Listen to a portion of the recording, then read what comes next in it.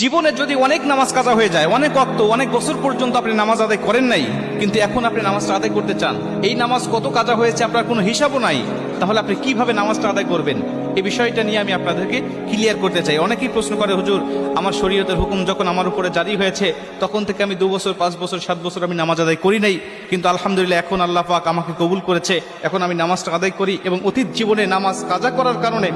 আমার ভিতরে অনুশোচনা আসছে, হুজুর নামাজগুলো আমি আদায় করতে চাই, কেমনে করে নামাজ আদায় করব? শুধু তওবা করলেই হয়ে যাবে নাকি আমাকে সেই নামাজগুলোকে হিসাব করে করে আমাকে পড়তে হবে? অনেকেই বলে, হুজুর হিসাব করা তো সম্ভব নয়, তাহলে কিভাবে নামাজটা আদায় করব? কারণ অল্প যদি ওয়াক্ত নামাজ কাজা হয়, যেমন আজকে আপনি 2 ওয়াক্ত নামাজ কাজা করেছেন, আসর এবং মাগরিবের নামাজ আপনি আদায় করেন নাই, এশার নামাজের সময় আপনার স্মরণ হয়েছে বা আপনি অবসর হয়েছেন, ব্যস্ততা আপনার কমেছে, আপনি এখন কাজা নামাজটা আদায় করবেন, হিসাব করে আপনি এশার নামাজের আগে আসরের নামাজের 4 রাকাত আপনি কাজা নামাজ আদায় করলেন, মাগরিবের 3 রাকাত করলেন, তারপর এশার নামাজের আদায়